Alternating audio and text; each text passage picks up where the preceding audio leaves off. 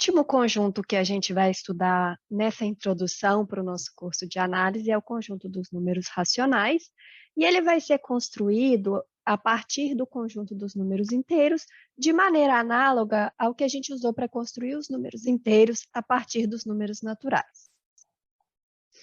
Bom, então, a ideia da construção dos números inteiros foi encontrar um conjunto que contivesse, de alguma forma, uma cópia dos números naturais, mas no qual fosse possível fazer a subtração.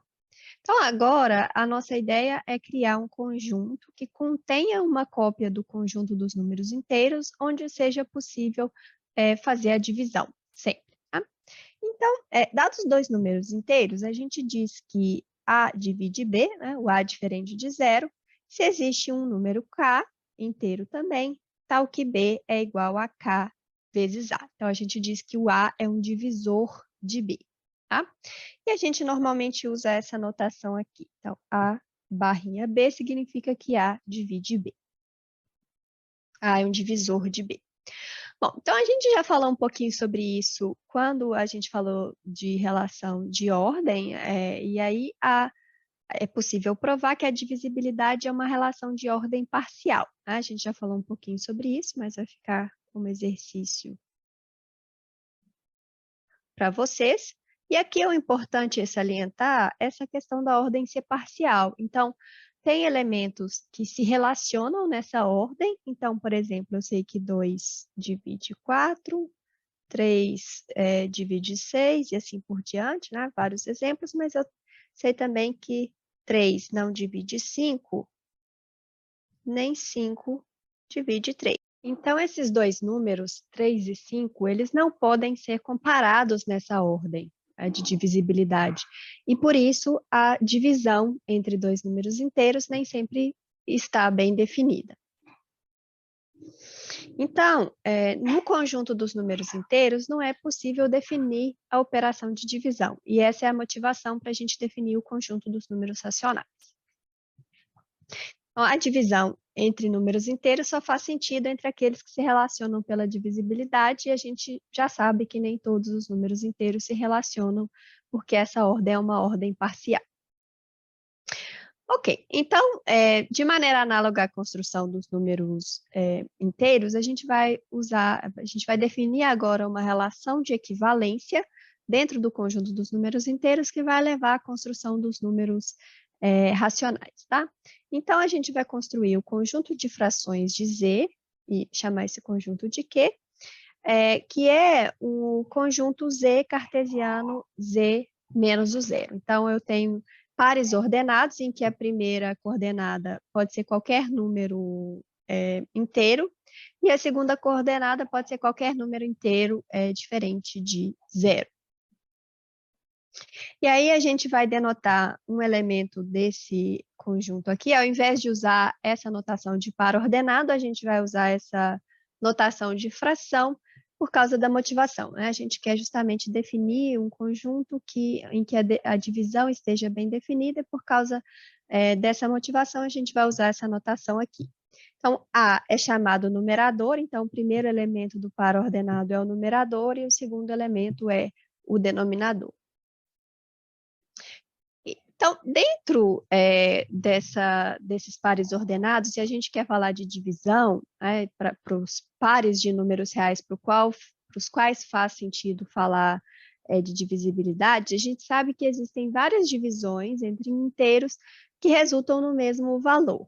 Então, por exemplo, eu sei que 4 dividido por 2 é a mesma coisa que 6 dividido por 3, que é a mesma coisa que 20 dividido por 10 e assim por diante. A gente tem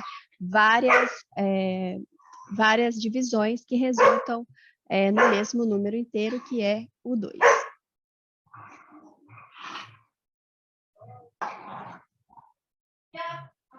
Então, isso nos motiva a definir uma relação de equivalência dentro do conjunto das frações,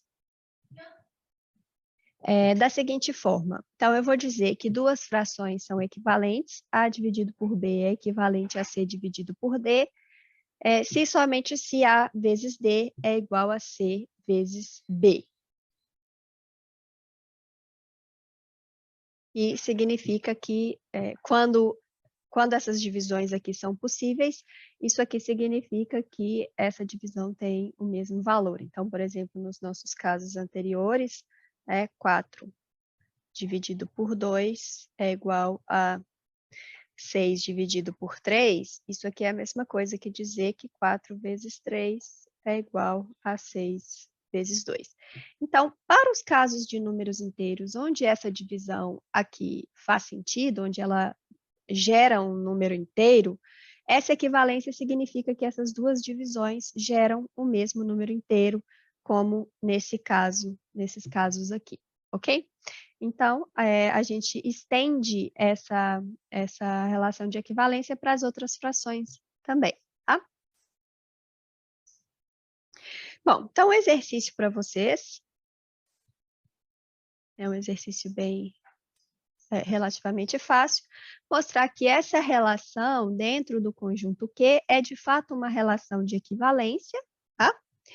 E sendo uma relação de equivalência, a gente pode falar do conjunto quociente de Q por essa relação que a gente acabou de definir, e o conjunto dessas classes de equivalência, esse conjunto quociente, é o que a gente chama de conjunto dos números, o conjunto dos números racionais, né? Então, os elementos dentro desse conjunto quociente, que são classes de equivalência, sempre lembrando isso, né? Os conjuntos aqui dentro são classes de equivalência, são chamados números racionais. Bom, então, assim como no caso dos números inteiros, que a gente queria construir um conjunto que contivesse uma cópia dos números naturais, aqui a gente também quer construir um conjunto numérico que contém uma cópia dos inteiros. Então, a gente vai fazer uma identificação entre o conjunto dos inteiros, o Z, e um subconjunto de Q, através dessa função I aqui, que leva o número inteiro A, na classe de equivalência, né? Lembrando aqui que a gente agora está considerando classes de equivalência, do número A dividido por 1, né? Do par ordenado A1, né? A classe de equivalência desse par aqui, ok? Então, é possível mostrar que essa função aqui é injetiva, injetora, e, portanto, I de Z é uma cópia de Z em Q.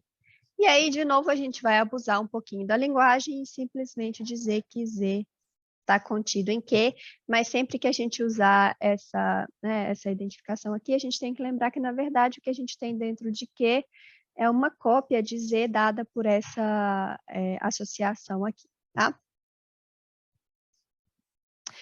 Então, da mesma forma que a gente leva as operações, a ordem e as operações dos naturais para os inteiros, a gente pode levar a ordem e as operações dos inteiros para os racionais. Então, para a gente definir isso, primeiro vamos lembrar que a gente sempre pode usar um representante da classe de equivalência que tem o denominador positivo, tá? Então, de agora em diante, a gente sempre vai supor que o B aqui é um número maior que 0, né? Porque ele não pode ser 0, tá? Então, a gente sempre vai usar frações, representantes das frações, cujo numerador é um número positivo. Ok, então, se a gente tem duas frações, né, dois números racionais, A sobre B e C sobre D, sempre supondo que os denominadores são positivos, a gente define a ordem em Q, é uma ordem total, tá? Então, eu digo que Q1 é menor do que Q2 se A vezes D é menor do que B vezes C, tá? Lembrando aqui que B e D são números positivos, tá? Então, um exercício para vocês, mostrar que essa ordem é uma ordem total. É bem fácil de fazer isso. A soma de dois números racionais é definida dessa forma, né? A soma de frações com a qual a gente já está acostumado desde criança.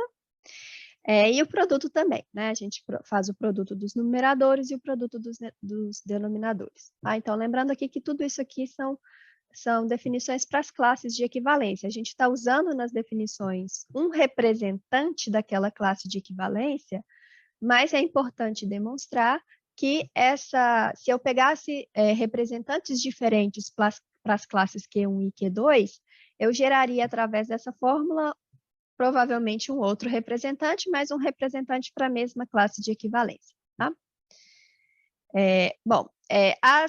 Vai ficar como exercício para vocês, é um exercício bem importante, então eu sugiro que todos vocês façam, assim como no caso dos números inteiros, mostrar que tanto a relação de ordem quanto as operações de soma e produto, de fato, independem da escolha de representantes.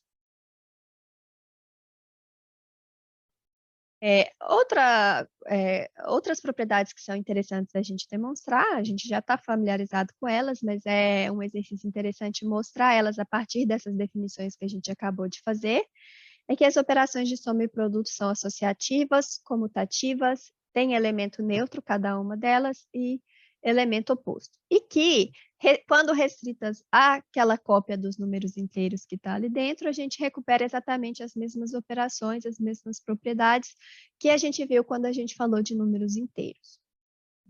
Além disso, vale a distributiva do produto sobre a soma. Tá? Então, também é um exercício demonstrar essas propriedades. Tá? Além disso, as operações também são compatíveis com a relação de ordem.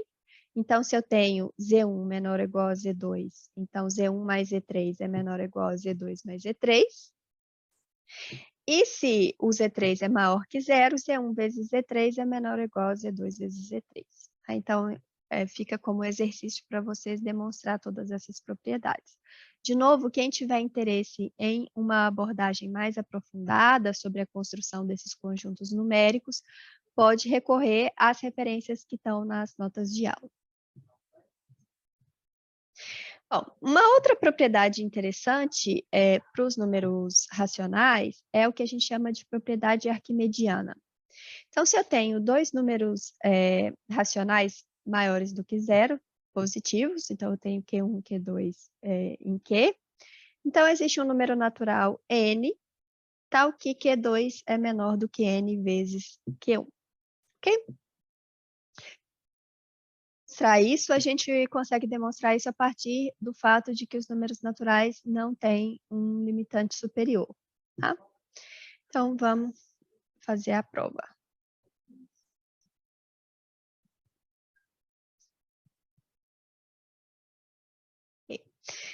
Então, a gente sabe que o conjunto N não possui cota superior. Então, isso quer dizer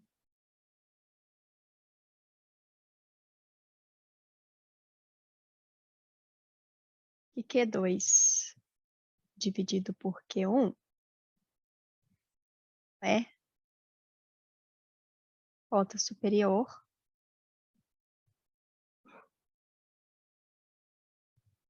de N. Então, isso significa que existe... Ops. Deixa eu escrever aqui embaixo. Então, isso significa que existe número natural em N, tal que N é maior do que Q2 sobre Q1. Lembrando que aqui, o que é o Q2 sobre Q1, né? Então, a gente pode definir Q2 sobre Q1 a partir dos representantes. Então, se Q2 é a classe do A sobre B e Q1 é a classe do C sobre D, então Q2 sobre Q1 é A, B vezes D sobre C. Tá? Bom, então, voltando aqui à demonstração, existe N natural tal que N é maior do que Q2 sobre Q1. Isso aqui implica que Q2 é menor do que N vezes Q1, o que demonstra o resultado, né? Então, vale a propriedade arquimediana para os números racionais. Bom, agora, nos números racionais, a principal diferença em relação às propriedades dos números inteiros e números naturais é que não vale mais o princípio da boa ordem e, portanto, não vale o princípio de indução finita. E, para a gente mostrar isso, basta a gente mostrar que existe um conjunto limitado que não tem elemento mínimo. Então, como exemplo, a gente pode pensar nesse conjunto aqui, 1 sobre n, tal que n pertence aos números naturais. Então, esse conjunto é limitado inferiormente, né?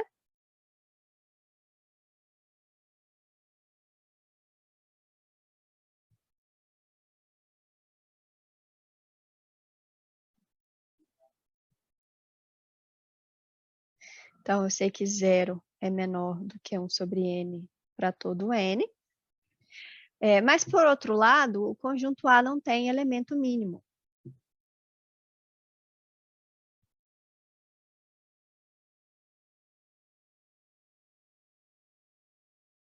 Não possui elemento mínimo.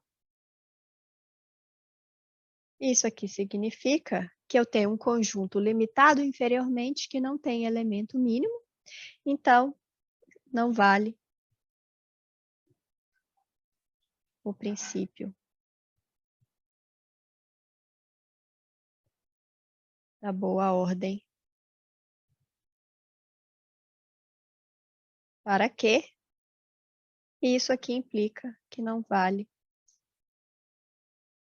o princípio de indução finita em nenhuma das suas versões. Tá? Então, isso significa que não dá para demonstrar fatos a respeito de números racionais utilizando indução.